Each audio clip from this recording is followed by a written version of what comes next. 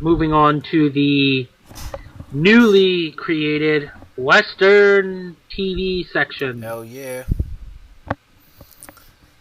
Yeah, so in this new section, which I kind of hinted at last week, we're going to be talking about Western television, and the term Western is very vague because it can mean Western European and can also mean US, like Western Hemisphere.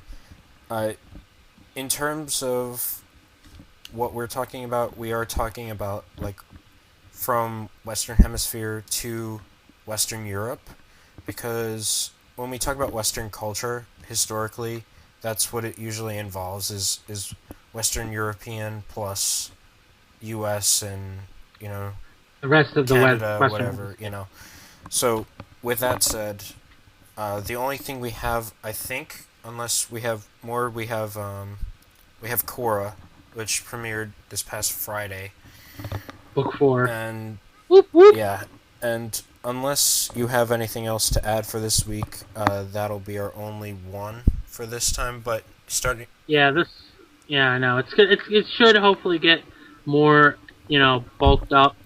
Hopefully, because even though it's October and all the shows that come back in the fall should have already come back, they haven't. Well, yeah, next week we'll have Walking Dead to add to the list for me personally.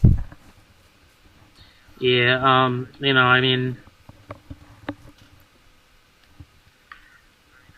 don't know. There's not really much else that Strider watches that we could talk about. Yeah, like all the other shit comes back, like Game of Thrones comes back in 2015. So it's like those.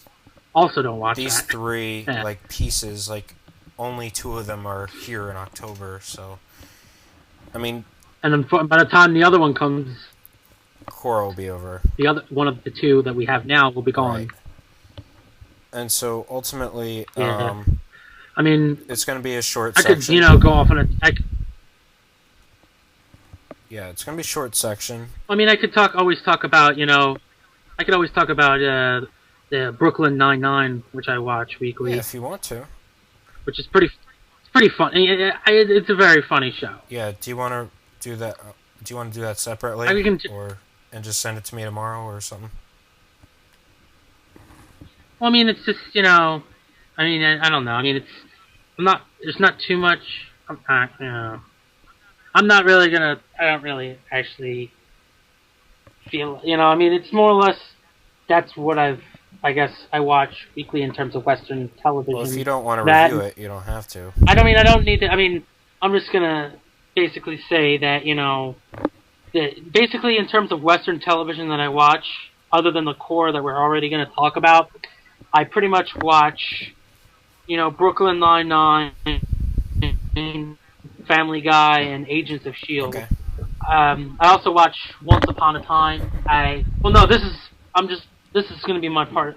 I'm just going to briefly say that those are the things that I watch weekly, other than Kora, in terms of Western television, and I would recommend, if you're into, if you really like Marvel and you want to, get some more Marvel fixed and, maybe watch Agents of S.H.I.E.L.D., like how the DC fans are watching Gotham now.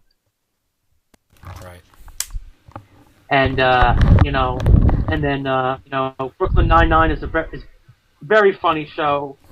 So, if you like, it has Terry Crew, Andy Samberg, and so,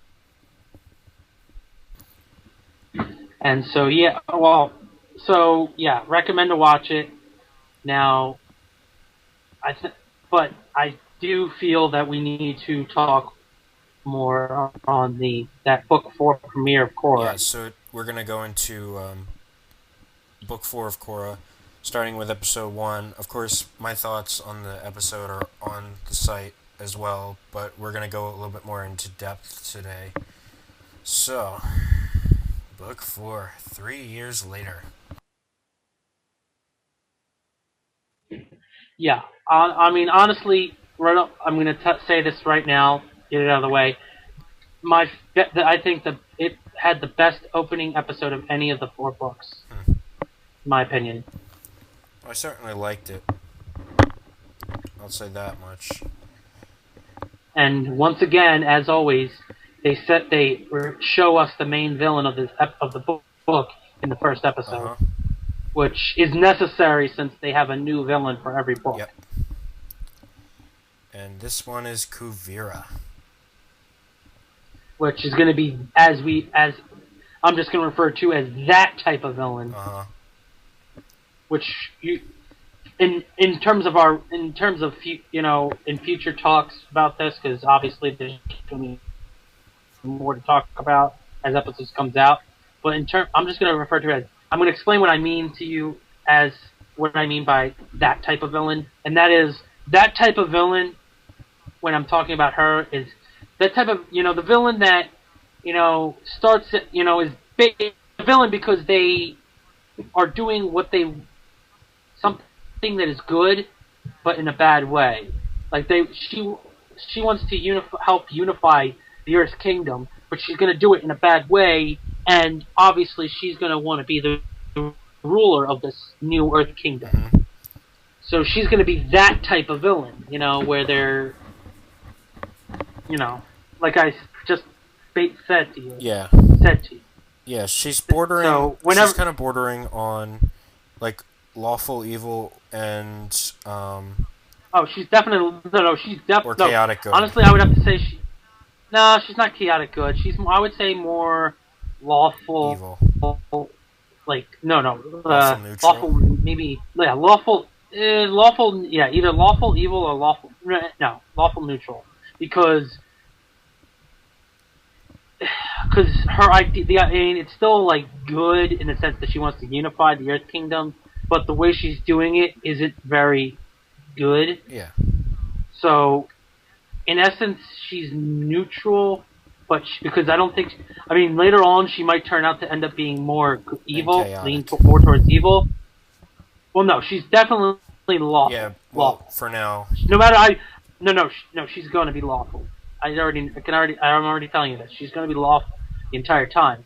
But in terms of she's going to be lingering between neutral and evil the entire time.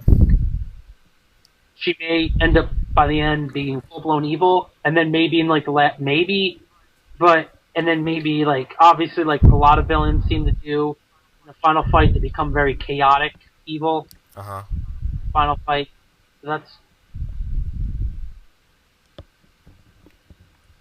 So that's how I feel in terms of the future of the villain. Now, like I said, this episode was very good.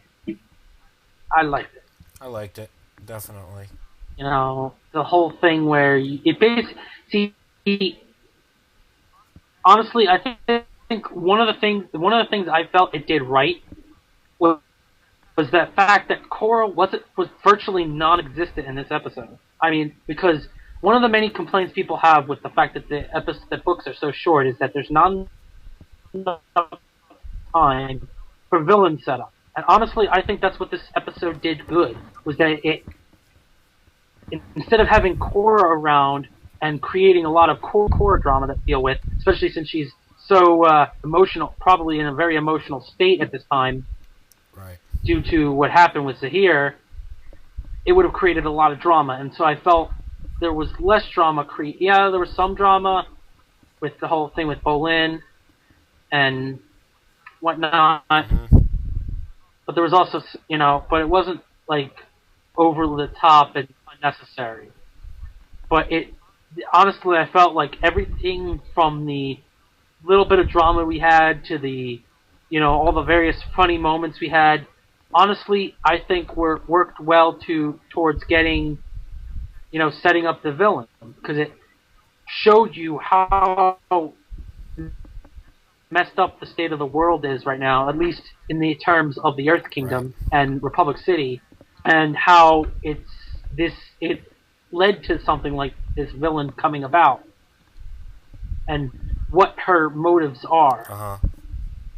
Like, at this point, even though she might be evil and the main villain, her motives are still good in the sense because like I said earlier, she wants to unite the Earth Kingdom, which after the fall of the Earth Queen fell into chaos, and formed different states. Mm-hmm. So, like I said, that's why I felt it was good, because it spent focusing, building her up, as opposed to, showing us, any drama with Korra. True.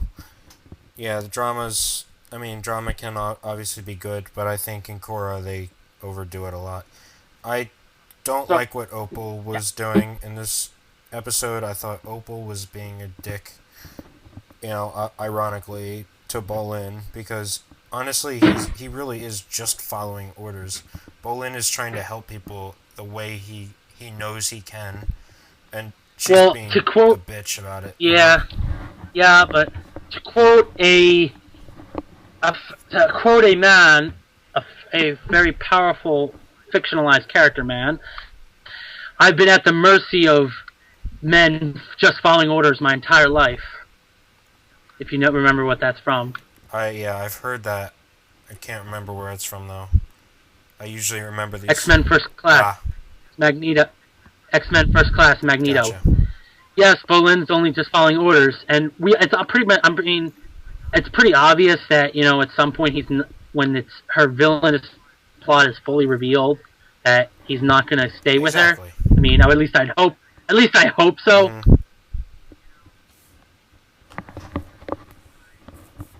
Yeah, it's not like he's doing anything bad. Yeah, so right now he's not doing anything wrong.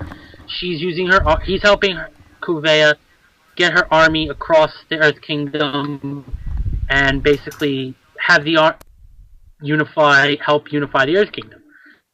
Nothing wrong with that. But she doesn't like being the typical girl. She's not getting her way, so she's mad at her boyfriend. Or her boyfriend's not doing what she says, so she's mad. Yeah, and that's bullshit. So yeah. So, yeah. Now, in terms of I'm actually don't mind. I actually pretty much like the new outfits for the Airbenders, but a certain somebody that we know, common friend we have, doesn't like I agree with him though in this regard. I don't like him either. Well, I'm gonna say the same thing I said to him. I said this outfit is a product of the modernization of the world. They made it so that way in Korra things would be getting more and more modern. So they basically made it almost a necessity to have to modernize the outfits. Yeah, but they changed it entirely. The Earthbenders, especially since they are even trapped, since they're going back. But that's what I'm saying. Is that it's? I mean, I kind of like it, but at the same time, yes, I agree that it's not the traditional outfit. But I mean, even when we talk about modernize, like, it doesn't really have much of the old flair to it. But I mean, when you think about it, how can you Yeah, but in essence, how can you modernize a monk's look? Well, you can't. Sure, you can. You just can't modernize a monk. I don't know. Had to. So in modernizing their outfit choice, they had to basically start from the ground up. Well, I mean, they could have kept the same colors. They could have kept similar type of clothing with the wing thing in it. Sure, but honestly, like, only 3 years have passed, and they're all of a sudden modernizing things. It's just, to me, it's too much of a change rather than a modernization. It's almost like an entire change to me. Well, I mean, I guess it's... Well, yeah, that's the whole premise of the last book was, change. Mm-hmm. Was that things were going to be changing after that this was supposed to be changing things drastically. And it did. And now they had to deal with the world as it is. Now, in terms of... Now, it's definitely going to be interesting to see where they go with this, because obviously we're going to learn more about what the Air Nation, how supposedly effective the Air Nation's been. which, from what I can tell from Opal, and is not very much. Right. Now, one of the things that came to mind that, when they were unable to help get the provision, were to stop the bandits from stealing the provisions, is I'm getting a strange inkling that we're gonna when she reveals her evil plot, we're gonna find out that she hired all these bandits are work for her. And that, because what better way to get people to join you by thinking that she's the only one who can protect them from the bandits. Oh, yeah.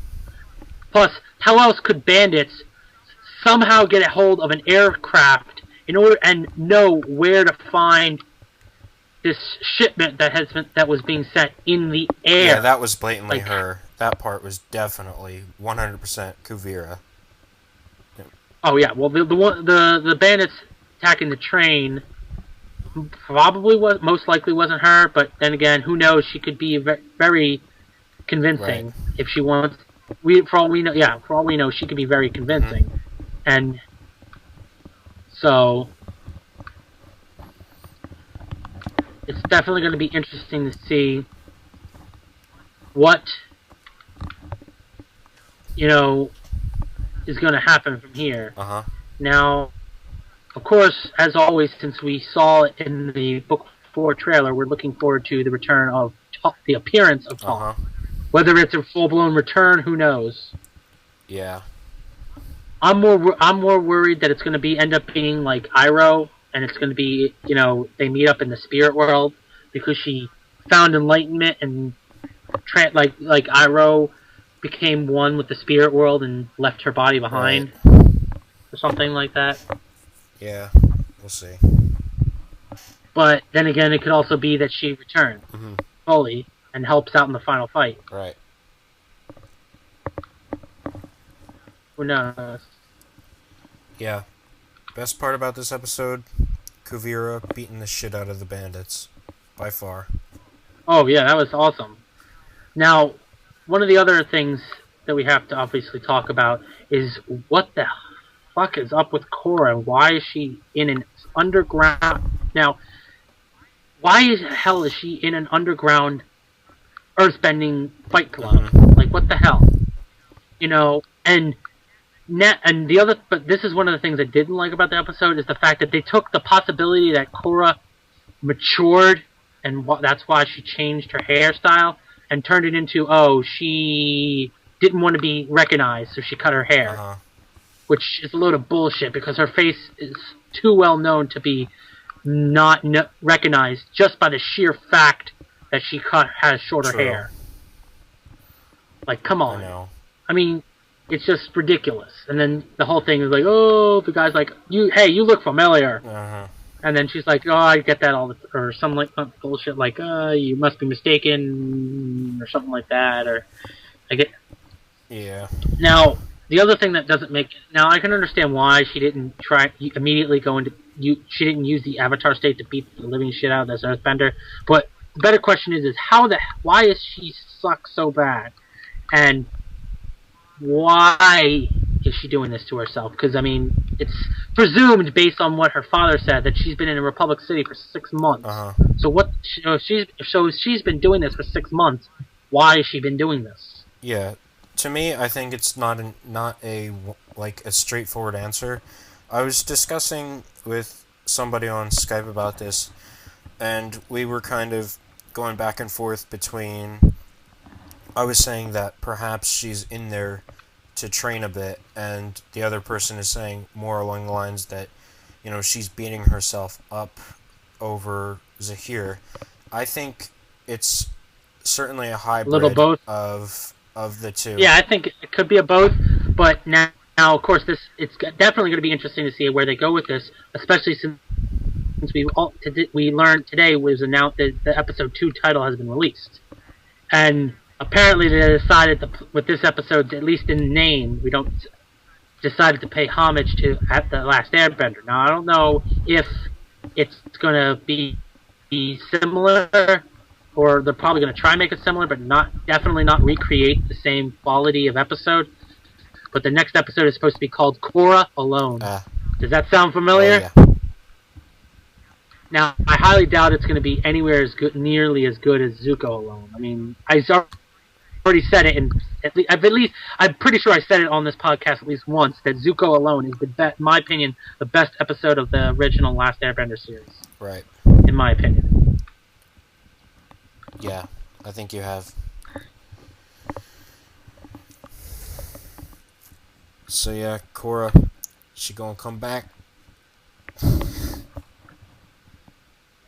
Now, who knows? Because, like in the trailer, when she supposedly saw Toph, she was wearing that outfit she was wearing at the end of this first episode and was still beaten up. So the question is she going to be... Is this maybe... For all we know, this scene that we saw in the trailer could be in this next episode, for all we can know. Which, if Toph isn't coming back to be a major player in this arc, or should I say this book, then I don't want it to be that case, because then that means that'll probably be the only time we would see her. If she's not going to be important and she's going to be a spirit world only type deal. Now, I said this, I hope this, maybe this might, if she is in the spirit world though, I'm hoping this might be the case since, mainly because at first I said this because I wanted to appease our common friend by thinking that I had hopes for this to happen, but I actually do kind of hope it, and that is that Toph, even whether she's in the spirit world or not, gained enough spiritual, know-how or enlightenment to be able to help Kora get her connection back to their previous lives. Especially since, she would have a strong connection to Aang. Yeah. I hope so too, man. If she doesn't, it'll be pretty stupid.